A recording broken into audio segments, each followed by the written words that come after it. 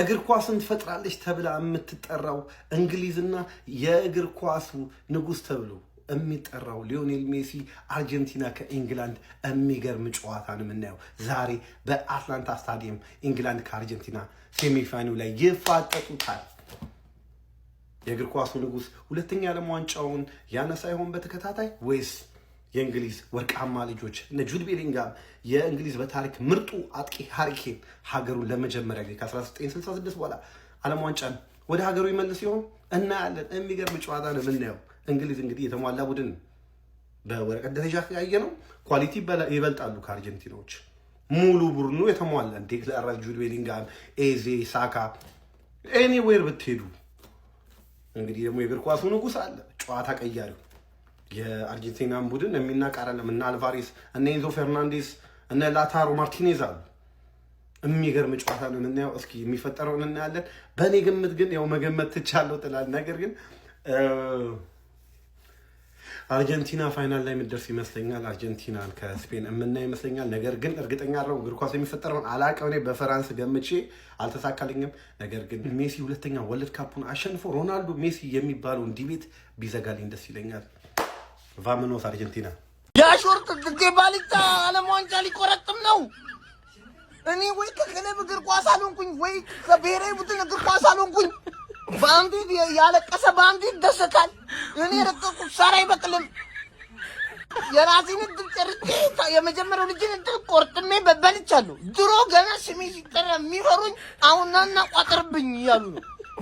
ግን ሲጀመረኛ እንግሊዝ ነን ዛሬ። በቃ ዘረኛ ናቸው። እግር ኳስና ሌላ ነገር አጣነቃቁ ብያለሁ። እኔ ስፓኒያ ነኝ። ፍጻሜ እንግሊዝ ከስፓኒያ ጨርሻለሁ። ማን የፍጻሜ ተፋላሚ ይሆናል? እንግሊዝ ወይስ ደግሞ የሊዮኔል ሜሲው አርጀንቲና? በግማሽ ፍጻሜው እንግዲህ እንግሊዝ ከአርጀንቲና ጋር የሚገናኙ ይሆናል። በዚህ ተጠባቂ ፍልሚያ ላይ ማን ወደ ቀጣዩ ዙሪያ አልፏል? ማን የዓለም ዋንጫ ፍጻሜ ተፋላሚ የሚሆን ይመስላችሁ? እስኪ ሀሳባችሁን ኮሜንት ላይ አካፍሉኝ። ፕላስ ምልክቷን እየነካችሁ ፎሎ ማድረግ እንዳትረሱ። የቲክቶክ ኮንተንት ክሬተሩ አዳም እንግዲህ አርጀንቲና ከእንግሊዝ የሚያደርጉትን ጨዋታ ማለት ነው በዚህ መልኩ እንግዲህ ገልጾታል። ለምን እንደዚህ አይነት ቪዲዮ መስራት እንደፈለገ አልገባኝም። የምታውቁት ነገር ካለ አስረዱኝ ኮሜንት ላይ። የቪዲዮ ኮሜንት ላይ ስገባ ማለት ነው የአርጀንቲና ደጋፊዎች በሙሉ እየሰደቡት ይገኛሉ። ሌላኛው ንቅንቅ የማይለውን ግምት ልስጣችሁ። ኢንግላንድ ቨርሰስ አርጀንቲና። እኔን እንደምታውቁኝ የአርጀንቲና ደጋፊ ነኝ። የንጉሱ ሀገር ድጋሚ ዋንጫውን ቢበላው ደስ ይለኝ ነበር። ግን ይሄ ግምት ነው፣ ውስጤ የሚነግረኝን ነው ምነግራችሁ። ኢንግላንድ ለዓለም ዋንጫው ፍጻሜ እንደምታልፍ ውስጤ ይነግረኛል። ይብኔ ግምቴ ገደል ገብቶ አርጀንቲና ብታልፍ ደስ ይለኝ ነበር፣ ግን ኢንግላንድ ታልፋለች። ይሄ ግምቴ ነው። ስንት ጎል ይገባል? እንግሊዝ ብቻዋን ከ1 እስከ 3 ጎል ታገባለች ብዬ አስባለሁ። ንጉሱን ሜሲ ለመጨረሻ ጊዜ የምናየው ምሽት 4 ሰዓት ላይ ሮብ ይመስለኛል። ከዛ በኋላ ዓለም ዋንጫ ላይ የምናየው አይመስለኝም። ምን ትላላችሁ? ሀሳባችሁን ኮመንት ላይ ፕላስ ምልክቱን መንካታተር ኮፒ ሊንክ እያደረጋችሁ። አርጀንቲና ከእንግሊዝ በመጨረሻም ይሄ ጨዋታ ሊካሄድ ነው። ሊዮኔል ሜሲም ፋይናሊ ከ21 ዓመት በኋላ እንግሊዝን ለመጀመሪያ ጊዜ ሊጫወት ነው። የማራዶናን ስኬት በእጁ ተረክቦ አሁን ደግሞ እሱ ሊደግመው እየተመቻቸ ነው የሚገኘው። ጋይስ ይሄ ጨዋታ መቼ ስለዚህ ጨዋታ ብዙ ማውራት አይጠበቅብንም። ስለዚህ ጨዋታ ትልቅነት ማውራት አይጠበቅብንም። አክቹአሊ ስለ ጨዋታው ብናወራ አሪፍ ነው ብዬ አስባለሁ። ሊዮኔል ስካሎኒ ዛሬ በነበሩ ትሬኒንጎች ላይ ሁለት ሌላ አይነት ፎርሜሽኖችን ሲሞክር እንደነበር አይቻለሁ። 3-5-2 አሰላለፍና በ4-3-3 በ4-3-3 ላይ ማካሊስተር ሚሳውት ያደረገና ዲፖል ይቀራል። በ4-3-3 ሚድፊልድ ማለትም ሊዮናርዶ ፓሬዴስ፣ ኤንዞ ፈርናንዴዝ እና ሮድሪጎ ዲፖል። ከዛ ከፊት ለፊት ላይ ደግሞ ጁሊያኖ ሲሚዮኔ፣ ሊዮኔል ሜሲ እና ሁሊያን አልቫሬዝ ይሆናሉ። ሊዮኔል ሜሲ እንደ ፎርስ ላይን እየተጫወተ ከዛ በኋላ በሚከላከሉበት ሰዓት ደግሞ ጁሊያኖ ሲሚዮኔ ወደ ኋላ እየተመለሰ 4-4-2 ሼፓቸውን የሚይዙበት ነበር። ሌላኛው ደግሞ 3-5-2 ሆኖ እሱ ላይ ደግሞ ዮናስ ላይ ዲፖል ዮናስ ላይ ደግሞ ማካሊስተር ሚሳውት ያደረጉበት ነበር። ሶ በእነሱ ቦታ ጁሊያኖ ሲሚዮኔ ይገባል። አምስቱ ሚድፊልዶች ደግሞ ማን ነው የሚሆኑት? ጥግና ጥግ ላይ ታግሊያፊኮ እና ጁሊያኖ ሲሚዮኔ፣ ከዛ መሀል ላይ ሊዮናርዶ ፓሬዴስ፣ ኤንዞ ፈርናንዴዝ እና ሌላኛው ሚድፊልደር ደግሞ አይዘር ዲፖል ኦር ደግሞ ማካሊስተር። ሶ በእንደዚህ አይነት አሰላለፍ ከዛ ከተከላካዮቹ ደግሞ ሶስተኛው ኦታሜንዲ ነበር ተብሏል። ሶ እነዚህን አሰላለፎችን እየሞከረ ነበር። በኋላ ደግሞ ዋና አሰላለፉ አለ 4-4-2። ሶ እነዚህ ሶስት ፎርሜሽኖችን ነበር በተለያየ መንገድ እያፈራረቁ ሲሞክሩ የነበሩት ተብሏል። ከጨዋታው ክብደትና ኢንቴንሲቲ አንጻር ማን ይገባል የሚለው ነገር አሁን 100% ኮንፈርምድ የሆነ ነገር የለም። ከዚህ በፊት ኢቨን አንድ ቀን እየቀረው ራሱ ሙሉ አሰላለፉን ስነግራችሁ ነበር። ይሄኛው ጨዋታ ላይ ግን ሊዮኔል ስካሎኒ እሱ ራሱ 100% ላይ ክሊር የሆነ ነገር በደንብ አላሳየም ነው እየተባለ የሚገኘውና አንዳንድ ተጫዋቾች አሉ ኬዝ ልታነሱላቸው የምትችላቸው እንደ ኒኮ ፓዝ ጆቫኒ ሎ ሴልሶና ቫለንቲን ባርኮ አይነት እኔ አሁን ፐርሰናሊ ብትጠይቁኝ በጨዋታው ሂደት ላይ ተቀይሮ ሊገቡ የሚችሉ ተጫዋቾች ጆቫኒ ሎ ሴልሶና ባርኮ በጨዋታው ላይ ተቀይሮ መግባታቸው ማይቀሩ ተጫዋቾች ናቸው ብዬ እገምታለሁ። ጁሊያኖ ሲሚዮኔ ፕሮባብሊ ጨዋታውንም ሊጀምር ይችላል ማለት አሁን ላይ ኮንፈርም እንዲሆን ነገር የለም። አርጀንቲና በሚችሉት አቅም በዚህ ጉዳይ ላይ በጣም ሴክሬት ለማድረግ እየሞከሩ ነው። በጣም አስቸጋሪ ጨዋታ እንደሚሆን ምንም ጥርጥር የለው። እኔ ደግሞ ፐርሰናሊ አርጀንቲና ይዛ ብገባ አሪፍ ነው ብዬ የማስበው 3-5-2 ነው። እረኛውና 3 ተከላካዮች ይታወቃሉ። መሀል ላይ ሊዮናርዶ ፓሬዴስ፣ ኤንዞ ፈርናንዴዝ እና ሮድሪጎ ዲፖል፣ ከዛ ሁለቱ ከአምስቱ ሚድፊልዶች ሁለቱ ዊንግ ላይ የሚሆኑት ደግሞ ታግሊያፊኮ እና ጁሊያኖ ሲሚዮኔ፣ ከዛ ፊት ለፊት ሊዮኔል ሜሲ እና ሁሊያን አልቫሬዝ። ግን ደግሞ አሁን ትንሽ ግራ የሚያጋባው ነገር ምንድነው ሁሊያን አልቫሬዝ እና ላውታሮ ማርቲኔዝንም አንድ ላይ ኢቭን ልናይ ሁላ እንችላለን። እዚህ ጨዋታ ላይ ብቻ ትንሽ ከባድ ነው። እኔ ፐርሰናሊ ይሄ ጨዋታ አቻ ወጥተው በፔናልቲ አርጀንቲና መታለፍ ይመስለኛል። ይሄ ግምት ነው። እናንተ ግምት ንገሩኝ። ይመቻችሁ። አርጀንቲና ከእንግሊዝ ዛሬ ምሽት የሞት ሽረት ጨዋታ ያደርጋሉ። የኔን አካውንት ፎሎ አድርጎ ይህንን ቪዲዮ ላይክ እና ለ10 ሰው ይህንን ቪዲዮ ሼር አድርጎ ትክክለኛ ውጤት ገምቶ ብዙ ላይክ ኮሜንት ላይ ላገኙ ለ10 ሰዎች ሽልማት የሚሸልም ይሆናል። ታዲያ ፎሎ ላይክ እና ሼር ግዴታ ነው።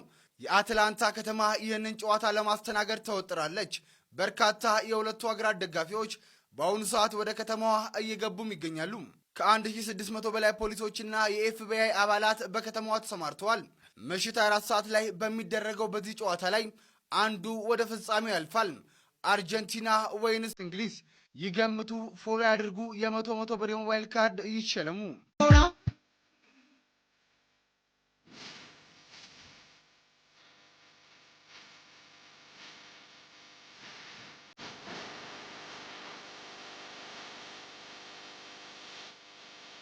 በኔ ግምት እንግሊዝ ከፈረንሳይ ለዋንጫ ይደርሳሉ። እኔ በግሌ ፈረንሳይ ዋንጫውን ቢበላ በጣም ደስ ይለኛል። ግን ብዙ ጊዜ ምርጥ ቡድን መጨረሻ ላይ ዋንጫ ሲነጠቅ አይቻለሁ።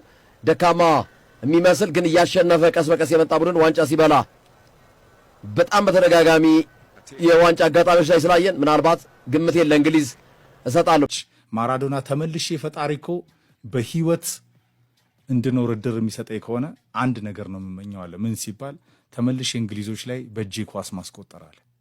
ያኔ በግራ እጄ ነበር፣ አሁን ደግሞ በቀኝ እጄ ነው ያለው።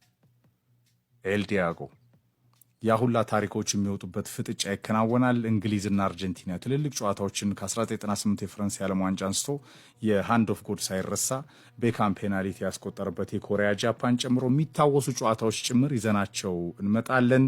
በተለይ የአርጀንቲናና የእንግሊዝ ጨዋታ እነዚህን ስቶሪዎች ይዘው ይመጣሉ። ሊዮኔል አንድሬስ ሜሲና ለአርጀንቲና ከዋክብቶች ሜዳው ላይም ሳትኖር አርጀንቲና ሰሚ ፋይናል ደርሳለች። የአልቫሬስ ክላስ በደንብ አርጀንቲናን ጠቅሟል። ንጉሱ ሲቆም አለው ብሎ ብቅ ብሏል። ዩሊያን አልቫሬዝ ባርሴሎና ይፈልገዋል፣ አርሰናል ይፈልገዋል። ሲቲ ሲያጣው እንዴት እንደተጎዳ ዘንድሮ ጋርዲዮላ ሊመሰክር ይችላል። ወደ አትሌቲኮ ካቀናም በኋላ የነበረውን ኳሊቲ እናውቃለን። ከኤልችሎ ጋር በ80 ሚሊዮን ዩሮ። ከዛ ውጪ ስፔን ሜሬኖ ካለ ጎል አለ። የሜሬኖ አኬርና የሜሬኖ ጠባቂነት ሌላው እንደ ሩድ ቫን ኒስትሮይ በረኛ ይተፋል ብሎ የሚጠብቅ አይነት ሻርፕነስ አለው። ሜሬኖ በተከታታይ ስፔንን ላፉሪያ ሮሃን ታድጓል። ወሳኛን ጎል አስቆጥሮ ከተጨማሪ 30 ደቂቃ ታድጓታል። ላሚን ያማል ጥሩ የተንቀሳቀሰበት ነው። ስፔን መሃል ሜዳው ላይ ኳሱን ይቆጣጠራል፣ ኳሱን ይዛል፣ ኳሱን በጣም ፖሰስ አድርጎ ይጫወታል። ወደ ፋይናል ሰርዱ ይጠጋል። ጎል ግን ለማስቆጠር ይቸገራል። ከዛ ውጪ ላፉሪያ ሮሃ ከስፔን የሚኖረው ከፈረንሳይ ለብሉ የሚኖረው ጨዋታ ግን በጉጉት ይጠበቃል። ተራራው ፈረንሳይ ግን ከሁሉ ይልቃል። በደንብ የዓለም እግር ኳስ ዋንጫው ያሳየን ትልቁ ሞመንት ነው። ወደ ባልደረባዊ ፍቅር ይልቃል እየደወልን አጋሮቻችንን ማመስገን አለብን። ታላቁ የኢትዮጵያ መድን ድርጅት አስተማማኝ አጋሮ ነው። አቢሲኒያ ባንክ የሁላችን ምርጫ ነው። ኒው ፍላወር ፎም እንደዚሁ ሌላው አጋራችን ነው። ከብራንድ አጋሮቻችን መካከል አንዱ ነው ኒው ፍላወር ፎም። በዚህ ወቅት የተቀላቀለን ነው። በተለያዩ ቅርጽ ባላቸው ፎሞቹ ይታወቃል። ኒው ፍላወር ፎም ገበያው ተመራጭ ነው። በደንበኞቹ በጣም የተወደደ ነው። ከዛ ውጪም ኒው ፍላወር ፎም ጤና ካለ ሁሉም ነገር አለ ይለናል። ኒው ፍላወር ፎም ምቾት የሚጨምርላቸው የፎምና ፍራሽ ምርቶች ናቸው። አይነት በአይነት አማራጭ በተመጣጣኝ ዋጋ ቀርቦላቸዋል። ኒው ፍላወር ቪአይፒ፣ ቪክትሪና ኤክስትራ ቦንድድ ፎም ምርቶችን ለምቾቶ፣ ለጤናው፣ ለደስታው፣ ለረፍቱ ስጦታዎች ናቸው። በተለይ የኒው ፍላወር ምርቶች ለመጅሊስና ሶፋ ምርቶችም ተወዳጅ አማራጮች ናቸው። ምቾት ቃሉ ያንሷል። ኒው ፍላወር ፎም አድራሻችን መርካቶ አንዋር መስጂድ ለጋሃር ኢትዮጵያ ንግድ ባንክ ዋናው መስሪያ ቤት ጀርባ ለቡ አደባባይና በአዳማ እንገኛለን። በ0903 እንደዚሁም 30